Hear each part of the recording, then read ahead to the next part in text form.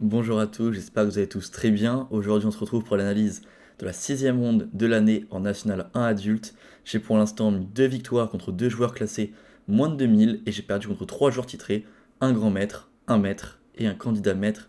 Et aujourd'hui, on joue contre Strasbourg. On a pour l'instant 3 victoires en 5 matchs avec l'équipe. Pour se maintenir, il faut faire au moins 3 victoires et demi et un match nul. Du coup, il nous reste maintenant 4 journées pour aller juste chercher un demi-point. Et on joue contre Strasbourg, une grosse équipe. On s'attend pas à mettre le demi-point contre Strasbourg. Donc on vient avec une équipe assez faible. Je joue au cinquième échiquier aujourd'hui. On vient avec une équipe avec 0 joueur plus de 2300 et plusieurs joueurs en dessous de 2000 ou à 2000. Et je joue donc au cinquième échiquier. Pour cette partie, je me suis préparé contre différents adversaires, notamment contre 2 des 3 frères Ross. Alors, je sais plus c'est quoi leur prénom, mais c'est le joueur à 2200, celui à 2300. Celui à 2100, je sais que je n'allais pas le jouer, donc je m'étais préparé que contre les deux plus forts frères Ross. Et contre mon adversaire, Sharif Merchad. Je sais pas si je prononce bien le prénom, mais voilà, je savais que j'allais forcément jouer un des 3 joueurs, donc je m'étais extrêmement préparé, surtout contre le Ross à 2300 parce que ça me paraissait plus logique de jouer contre lui. Et vraiment, je m'étais préparé comme un fou. Je pense que je me suis jamais autant préparé pour une partie que contre le grand frère, enfin le plus fort frère Ross. Mais je tombe donc contre mon adversaire, Sharif, âgé de 71 ans, 7 fois champion d'Iran, une fois premier ex aequo au championnat de France, je crois que c'était en 1985 si je dis pas de bêtises, et deuxième en 1995 derrière Éric Prier. Donc voilà, un très fort joueur. Il a fait plusieurs fois le national. Voilà, c'est vraiment un monument des échecs français. Il est classé 2330 au moment de la partie. Il a déjà été quasiment 2500. Et voilà, donc j'ai les blancs.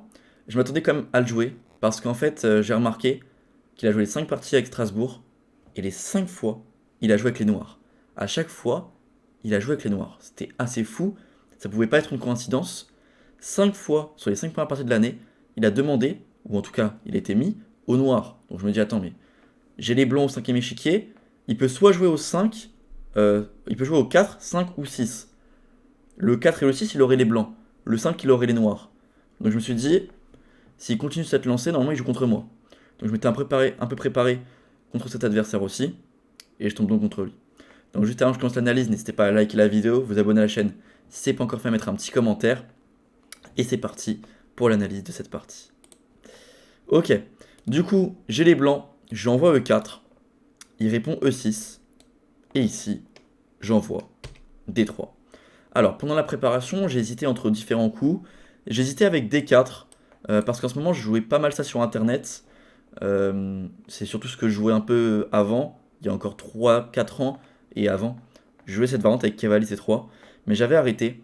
Et là, en ce moment, je joue pas mal ça sur Internet, donc j'avais quand même un peu regardé ce qui jouait là-dessus. Mais bon, j'ai pas joué ça. Et j'ai aussi regardé ce qui jouait sur Dame E2. Mais bon, pareil, je n'ai pas joué ça non plus, parce que je jouais pas forcément des variantes que j'appréciais. Mais du coup, j'ai vu que sur D3, il jouait D5, et que sur cavalier D2, il jouait la variante avec cavalier F6, cavalier C6 et pion prend E4, qui sont des variantes assez tranquilles des deux côtés, assez stratégiques, pas trop de tactique. C'est compliqué de se tromper. En gros, vraiment, les coups sont assez simples, je trouve. Ça arrive souvent dans des finales relativement égales. Donc je me dis que pour aller faire un résultat, c'est pas forcément une mauvaise idée. Après, c'est vrai que, étant donné qu'il a 71 ans, lui-même me l'a dit à la fin de la partie, rentrer dans ce genre de variante contre lui, c'est pas forcément très bien, parce qu'étant donné qu'il a 71 ans, sa force, c'est pas trop dans le calcul, ou dans la tactique, ni dans la théorie, c'est plus dans tout ce qui est stratégie, positionnel, final, et en fait là c'est tout ce que je vais vouloir rentrer. Donc à la fois ça peut être un bon choix parce que ça arrive dans des positions très égales, mais en même temps c'est là où il est fort, donc c'est compliqué de savoir si c'est bien ou pas. Du coup, ici, je joue cavalier F3 et je joue cavalier C6. On est toujours dans ma préparation. Je joue G3. Et là, il me joue pas pion prend E4. Je suis assez surpris. Parce que pion prend E4, c'est ce que je m'étais préparé là-dessus. Bon, après, l'ordre de coup peut être différent, mais en gros, ça va retransposer là-dedans. Ça, c'est ce que je m'étais préparé. A5 d'abord, peut-être, ouais. Pris, ça. Voilà. Je m'étais préparé là-dessus. Bon, après, je vais pas tout vous montrer, hein, parce que ça peut toujours servir plus tard. Mais je m'étais préparé toute cette variante là. Et après, franchement, je connaissais quasiment toutes les possibilités sur une vingtaine de coups. Donc franchement, j'étais vraiment très bien préparé.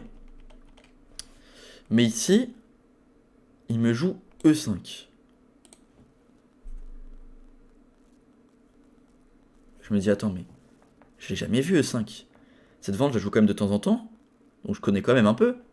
C'est pas juste je me suis préparé, donc je connais un peu les variantes. De base, ça, je le connais quand même. E5, je l'ai jamais vu. Je me dis, c'est quoi son idée? Au moment de la partie, je me dis, non, ça peut pas être une prépa.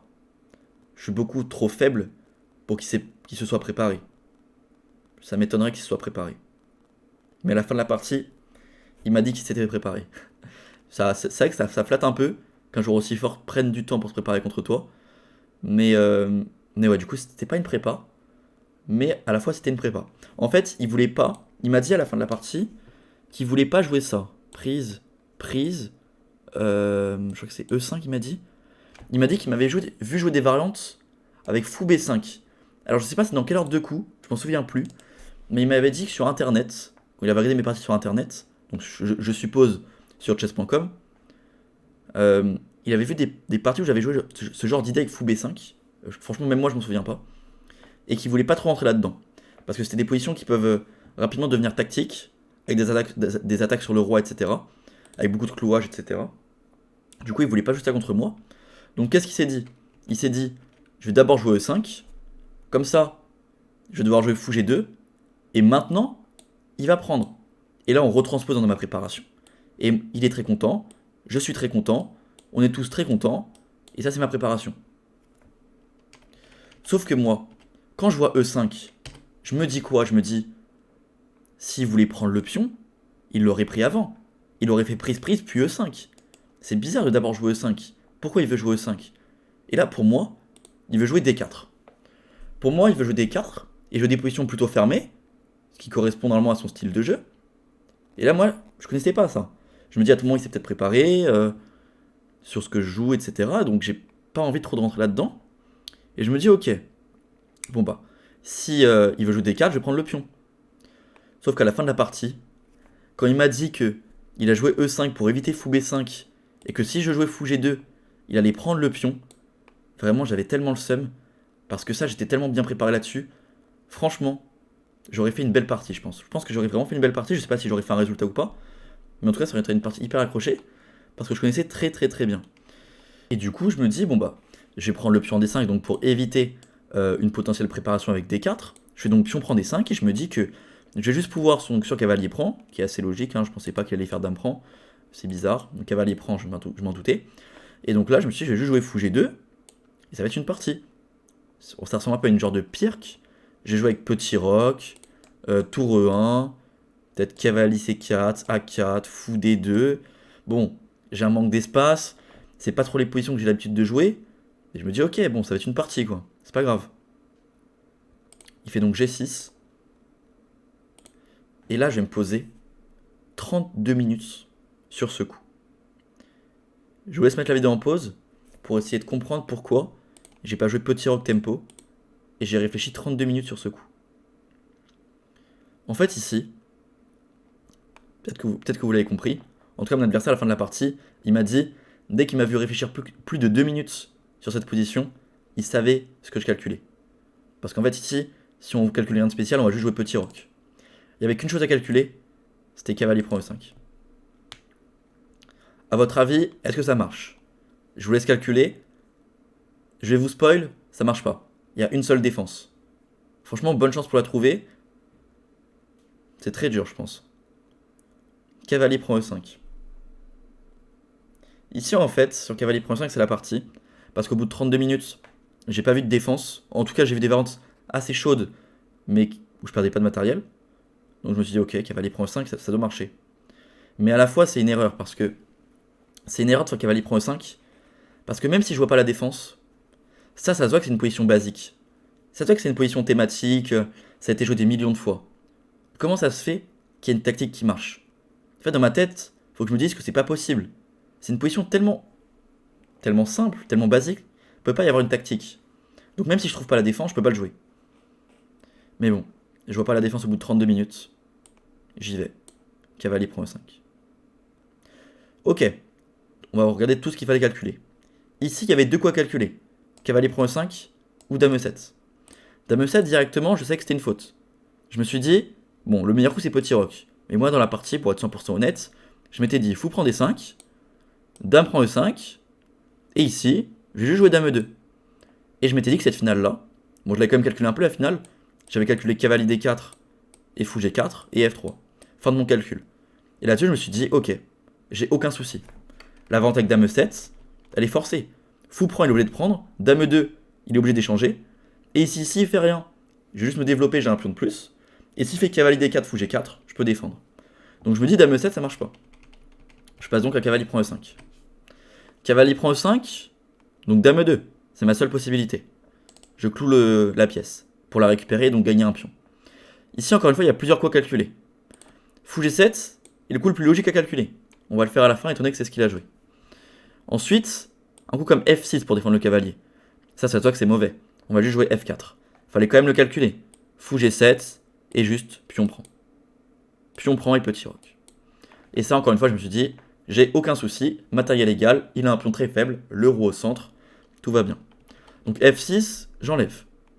Tout ce qui est Dame E7 ou Dame F6, j'enlève aussi, parce qu'il y a fou prend D5. Il perd une pièce. Tout ce qui est Dame D6, pareil, j'enlève. Il y a cavalier C4. Il perd une pièce. Il aura donc perdu un pion à la fin. Donc, pour résumer, il peut ni faire F6 pour défendre le cavalier, ni bouger la dame pour défendre le cavalier, ni faire un coup d'attente pour défendre le cavalier. Enfin, pour jouer un coup. Donc le seul coup à calculer, fou G7. Ok. Ici, pareil, j'ai plusieurs possibilités. J'ai cavalier C4, j'ai D4 ou j'ai F4 pour venir clouer le cavalier. Le cavalier C4, ça perd directement. Il peut juste jouer petit roc. Après, cavalier prend, fou prend, dame prend, il y a tour E8. Je perds la partie. Si je fais F4, pareil, petit roc. Alors là, voilà. Ça, c'est ce que j'avais calculé. Ici, dans la partie, quand j'ai calculé cavalier prend E5, cavalier prend dame E2, fou G7, j'avais calculé F4 et D4. Et je m'étais dit que sur petit roc, la position être assez chaude, mais je voyais pas trop de problème pour moi. Ici, en fait, ce que j'ai raté, alors ici, donc, imaginons que je joue F4. Donc moi, j'ai calculé petit roc. Je m'étais dit pion prend, fou prend, parce que si je reprends la dame, je perds la partie. Et là, j'avais calculé cavalier E4, et je me suis dit, ok, il va sûrement revenir en G7, je vais pouvoir me développer, et voilà, l'ordi donne environ égal, j'ai pas de problème, c'est une partie. Et ça, j'avais bien raison. Pareil, si je joue D4, même chose. Petit roc, j'ai juste pion prend, fou prend, et petit roc. Et ça, pareil, j'ai aucun souci. C'est une partie. Mais en fait, j'ai raté un coup. Et en fait, ce coup-là, on va le retrouver dans la partie. Ici, mon adversaire, lui, il n'a pas joué... Enfin, ici, j'ai joué D4. Et en fait, j'ai oublié un coup. C'est pareil sur F4, en fait. C'est la même réfutation sur les deux coups. Oui, si je joue n'importe quelle autre variante, n'importe quel autre coup à n'importe quel moment, j'ai toujours l'avantage. Ou en tout cas, c'est au moins égal. Mais c'est quand même moi qui joue pour presser. Il y a une seule variante qui me ratio. C'est donc... Et le pire, c'est qu'il me joue tempo, donc c'est horrible. C'est qu'en fait, après cavalier prend E5, cavalier prend E5, dame E2, fou G7, D4, il y a un coup qui perd. Et peut-être que vous l'avez vu, c'est cavalier B4. Et ça, je l'avais pas vu. Cavalier B4. C'est quoi l'idée? Si je prends le cavalier, il y a cavalier prend C2. Ça, c'est abandon. Il a donc une tour de plus et j'ai aucun contre-jeu. Donc je peux pas prendre le cavalier. Pareil, si je fais dame B5 échec, on peut se dire que ça peut être intéressant, mais il va juste revenir avec ce cavalier ici, seul coup d'ailleurs. Et maintenant, si je prends, il revient. D'ailleurs, attention, non, pardon. Si je prends, il va reprendre. Et en fait, j'ai pas D5. C'est quand même important à savoir, parce qu'il y a dame E7, et sur roi bouge, on va dire roi D1, peut-être roi... Ouais, roi F1, il y a fou H3. Donc roi D1, là-dessus, il va juste jouer A6. Dame A4, B5. Ça, fallait quand même le calculer, hein, parce que dame B5, cavalier là, surprise, prise D5, il n'y a que cette réfutation là, donc ça marche pas. Et pareil, si je joue D5 directement sans jouer fou prend, il y a déjà cavalier prend C2. Et ça, pareil, c'est perdant. Donc en gros, je peux ni jouer dame B5, ni pion prend E5, ni pion prend E5. Faut donc que je défende ce pion. Je me dis ok, je commence par calculer cavalier F3, je défends et j'attaque et je défends. Ça a l'air pas mal. Mais là, je vois le très fort coup. Et ça, c'était magnifique quand je l'ai vu pendant la partie. Cavalier prend C2. C'est pas le meilleur coup, mais c'était quand même hyper beau. Dame prend. Et fou H3. C'est quoi ce carnage? C'est quoi ce carnage? L'idée c'est quoi? Si, bon, je fais à peu près, je prends tout, fou prend H3, je me prends cavalier prend F3, et juste il va récupérer le pion en D4. Cavalier prend D4. Et ça je me suis dit, ok, il a un pion de plus, j'ai le roi qui bouge plus, je suis raide.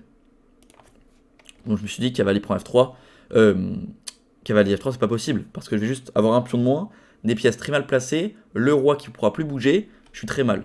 Mais en fait surtout sur cavalier F3, il y a directement fou F5. Attaque le pion C2, je peux plus le défendre, c'est déjà perdant.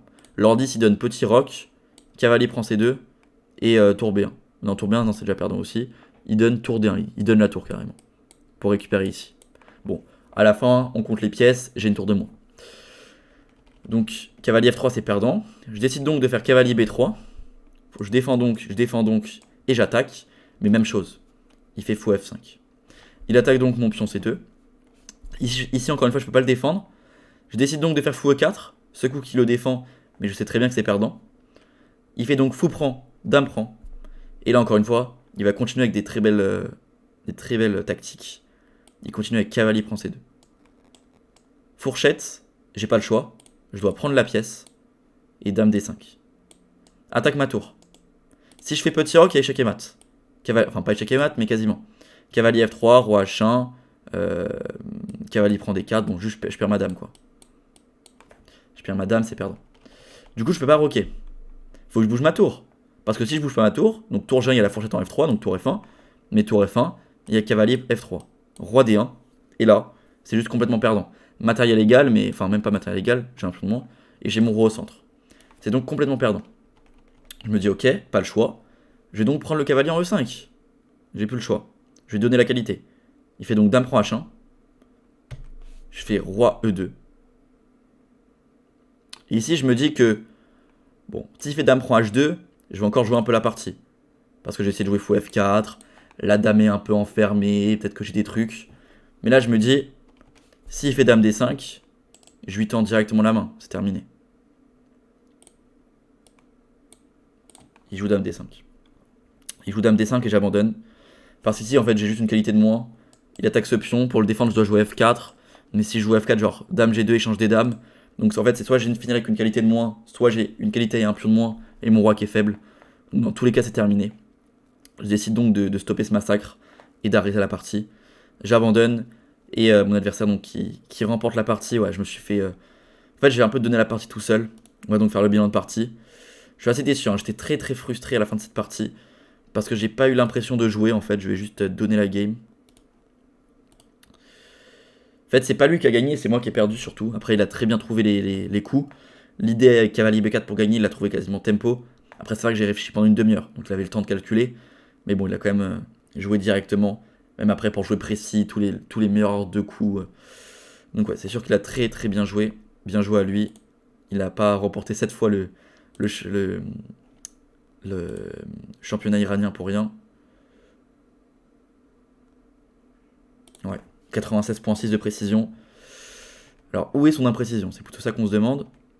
Donc bon, l'ouverture est ok. Donc là, ah bah c'est E5, ouais, ok. Du coup ici, E5, j'ai jeu fou G2. J'ai pas jeu fou G2. Si j'avais jeu fou G2, il serait rentré dans ce que je voulais. Malheureusement, j'ai eu trop peur de D4. J'ai donc fait pion prend. Mais c'était une mauvaise idée. Non, c'est pas la partie. Si, c'est la partie. Et là, je fais cavalier prend E5. Grosse gaffe. Attends, mince, c'est pas la partie. Tac, tac. Ok, c'est ça la partie. Donc là, cavalier prend E5. Grosse gaffe parce que il trouve la meilleure défense. Comme vous le voyez vous-même, hein, vous allez voir, il y a une seule variante qui marche. Ici, il a que cavalier prend E5. Tout autre coup, ça perd. Dame E2. Encore une fois, ici, une seule variante. Fou G7, sinon ça perd. Et encore une fois, ici, une seule variante. Cavalier B4. Il a trouvé la bonne variante. Et encore une fois, même après, hein, il a trouvé les meilleurs coups. Hein. Fou F5, c'est fort. Fou prend, cavalier prend ses deux coups brillants, dame D5, dame prend et dame D5. Ouais. Ouais, bien joué à lui, la partie est très très propre. Bon bah voilà, je termine donc cette année 2023 de National 1 adulte avec une défaite. Il restera 3 parties en 2024 pour terminer l'année. Il nous faut donc un demi-point comme je vous l'ai dit. On a perdu contre Strasbourg, donc ce match. Il nous reste Lutèce à jouer, il nous reste Nancy et il nous reste Besançon.